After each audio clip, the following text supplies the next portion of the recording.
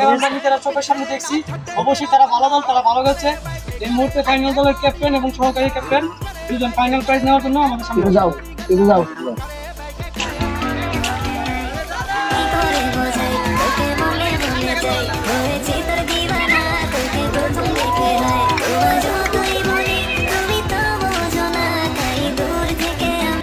আসসালামু আলাইকুম প্রিয় ছোট ভাইয়েরা ও বাতিজারা, সবার প্রতি আমার আন্তরিক সালাম ও আন্তরিক ভালোবাসা বলে আমি আমার বক্তব্য শুরু করছি। আসলে খেলাধুলা করলে মাইন্ড ফ্রেশ থাকে এবং স্বাস্থ্য ভালো থাকে, এটা আমরা সবাই জানি। খেলাধুলা করলে অনেক খারাপ কাজ থেকে বিরত থাকা যায়, সবাই যেন আমরা খেলাধুলা করি। আসলে খেলাধুলার ভিতরে, প্রতিযোগিতার ভিতরে কেউ যেন কোনো মন মালিন্য না থাকে, সবাই যেন উৎসাহের সাথে খেলাধুলা করে, আমি সবাইকে এই রিকোয়েস্ট করি। আর